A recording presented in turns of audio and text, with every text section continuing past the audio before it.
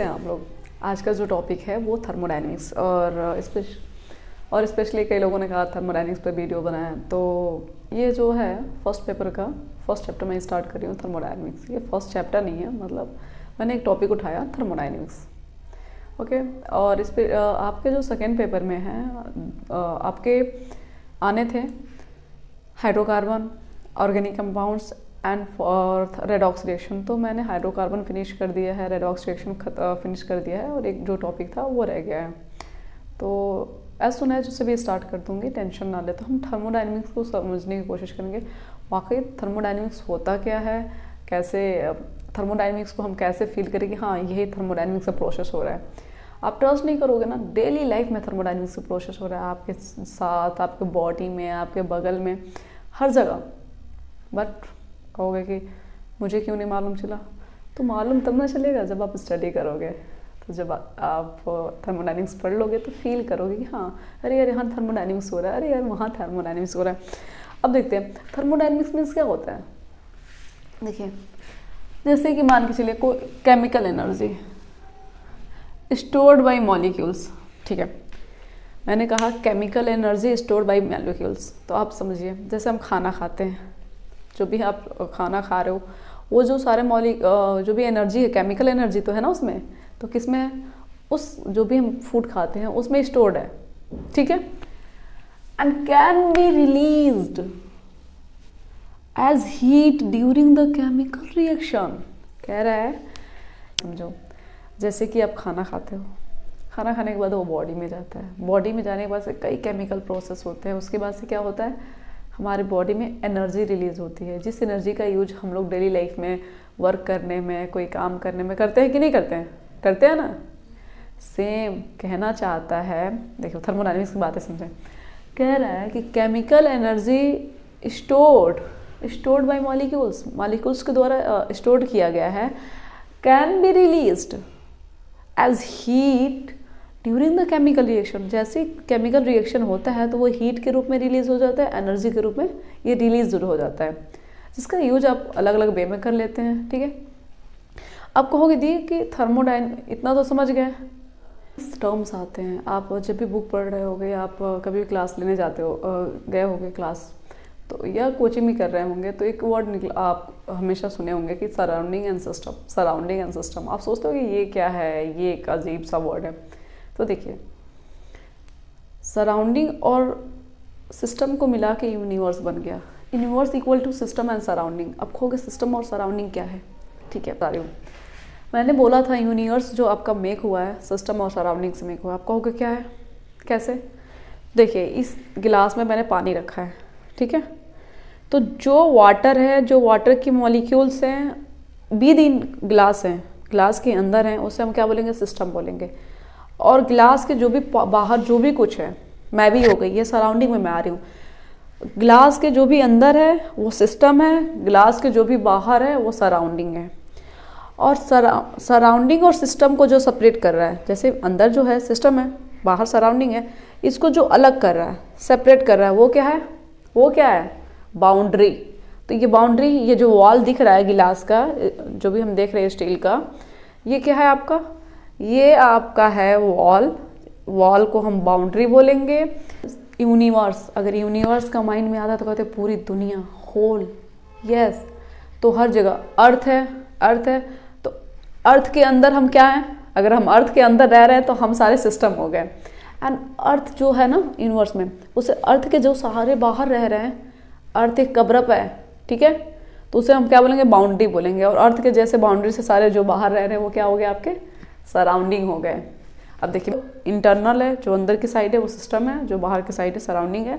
उसे सेपरेट जो करता है, जो अलग करता है, वो आपका क्या है, बाउंड्री है। कन्फर्म, बस यही तो कंसेप्ट सीखना है। यूनिवर्स दैट मीन्स कि पूरी होल यूनिवर्स दो ही चीज़ से बना है, system plus surrounding. Open system, type of system में सबसे फर्स्ट है ओपन सिस्टम। अब कहोगे दीदी इसमें क्या होता है, तो देखिए ओपन सिस्टम में है exchange of energy and matter between system and surrounding. अब कहोगे एनर्जी देखा नहीं जा सकता है, एनर्जी को कोई शी नहीं कर सकता है। हर मॉलिक्यूल्स, हर थिंग्स में एनर्जी होती है, मैं बोल रही हूँ, इसमें एनर्जी लॉस हो रही है मेरी, ठीक है। और मैटर समझ रहे हैं, जस्ट लाइक पानी आप बॉयल कर रहे हैं तो उसमें से जो वाटर के वेपर्स निकलते हैं वो मैटर ही तो हैं। अगर उसे रोक लोगे हैंड पे तो आपके हैंड पे आपको वाटर वेपर्स आ जाएंगे। तो अगर आप नहीं रोकते हो उसे, नहीं उसके ऐसे अगेंस्ट में जाते हो, उसे नहीं रोकते हो, नहीं स्टॉप करते हो, तो ऊपर चला जाता है इन्वायरमेंट में। अंडरस्टैंड कर रहे हैं? कपड़ा आप डालते हो धूप में तो देखते हो उसकी वाटर वेपर्स कहाँ चली जाती हैं, इन्वायरमेंट में चली जाती हैं। तो वही है कि अगर ओपन सिस्टम की बात करें, एनर्जी और मैटर का एक्सचेंज होगा सराउंडिंग और सिस्टम में। सिस्टम को आपने समझा, सिस्टम ये होता है, सराउंडिंग इसके बाहर वाला, और ये जो है बाउंड्री है। तो ये शो कर रहा है कि मैटर का एक्सचेंज भी होगा, या तो मैटर अंदर की साइड आ रही है या तो मैटर बाहर की साइड जा रही है। एनर्जी या तो दी जा रही है या तो निकल रही है। यहाँ पे हीट भी होगा, वर्क भी होगा। क्या होगा? हीट भी होगा, वर्क भी होगा। मतलब हीट इन द सेंस कि हीट लॉस भी हो सकती है या हीट गेन भी हो सकता है, और दो हीट लॉस हो या गेन हो, दोनों में वर्क होंगे। एग्जाम्पल शो कर रही हूँ। मतलब है ओपन सिस्टम में, इस ओपन सिस्टम में हम ऊपर इसके कवर नहीं लगाते हैं, इसके ऊपर किसी चीज़ से हम कवर नहीं किए होते हैं। दूसरी चीज़ इसमें क्या होती है, हीट एक्सचेंज होती है, मतलब एनर्जी भी एक्सचेंज होती है और मैटर भी। मतलब अगर हम बहुत ज़्यादा वाटर को गर्म किए हुए हैं, बॉयल किए हुए हैं, तो जो भाप निकलते हैं, वाटर वेपर निकलते हैं, वो कहाँ जाते हैं? आपके सराउंडिंग में ही तो जाते हैं। कहाँ जाते हैं? सराउंडिंग में ही तो जाते हैं। तो चेंज हो रही है ना, एनर्जी का भी चेंज हो रहा है, मैटर को भी चेंज हो रहा है। वाटर वेपर को मैटर ही बोलेंगे। दोनों चेंज हो रहा है। कहाँ कहाँ चेंज हो रहा है? सिस्टम में और सराउंडिंग में। तो कुछ ऐसे याद रखिएगा कि कोई ग्लास में वाटर है, उसकी एनर्जी भी चेंज होगी और उसका मैटर भी एक्सचेंज होगा। सिस्टम एंड सराउंडिंग, अंदर की चीज़ को सिस्टम, आउटर थिंग्स को सराउंडिंग बोलते हैं, ठीक है। अब दूसरा आपका आता है क्लोज सिस्टम। इसको अंडरस्टैंड करते हैं। एक्सचेंज ऑफ मैटर, मतलब इसमें क्या होता है कि मैटर का एक्सचेंज नहीं होता है, लेकिन बट एक्सचेंज ऑफ एनर्जी, मतलब कहता है कि एनर्जी का पॉसिबल जितनी हो सके उतनी एनर्जी की एक्सचेंज होती है। अब कहाँ पे होगी? सिस्टम और सराउंडिंग। मैंने दो ही चीज़ बोला था माइंड में रखने के लिए कि सिस्टम और सराउंडिंग माइंड में होनी चाहिए। इतनी समझ गए ना, इतना बस माइंड में है ना, पूरी थर्मोडायनेमिक्स फिनिश हो जाएगी, खत्म हो जाएगी और आपको फील भी नहीं होगा और कहोगे अच्छा इतनी ईजी है थर्मोडायनेमिक्स। बहुत ही ज़्यादा ईजी है। तो सिस्टम और सराउंडिंग अपने माइंड में रखे रहो। तो देखिए क्लोज सिस्टम में समझ लीजिएगा मैटर का एक्सचेंज नहीं होगा, लेकिन एनर्जी एक्सचेंज होगा। कहाँ? सिस्टम और सराउंडिंग। अब कहोगे कैसे? देखो इस बॉटल में क्या है? हॉट वाटर है, ठीक है। अब आपको सी हो रही होगी। देखो ये सारे आप, अभी ये थोड़ा ब्लर दिख रहा है बॉटल, अभी ये ब्लर दिख रहा है। अगर नॉर्मल पानी होता तो ब्लर नहीं दिखता, ये ब्लर दिख रहा है। तो ये क्या है? भाप, वाटर वेपर्स जो निकल रहे हैं वो जा नहीं पा रहे हैं। क्यों नहीं जा रहे? मैं ऊपर से क्लोज की हूँ, तो मैटर कैसे एक्सचेंज होगा? नहीं हो रहा है। बट ये कुछ टाइम तक मैं ऐसे रखूँ इसे, कुछ टाइम तक इसे मैं ऐसे रखी रहूँ, तो ये क्या होगा? कूल हो जाएगा। ये आपका वाटर है, ठंडा हो जाएगा। क्यों ठंडा हो जाएगा? इसकी एनर्जी चेंज हो रही है। मतलब ये क्या कर रहा है? अपने एनर्जी को एक्सचेंज कर रहा है, सिस्टम और सराउंडिंग। सिस्टम अपनी एनर्जी को लूज कर रहा है, जो भी इसकी हीट को है उसे कम कर रहा है, लेकिन इसके मैटर नहीं जा रहे हैं, इसके मैटर इसी में है। और आप सीख कर सकते हो कि कैसे ये ब्लर हो गया है बॉटल।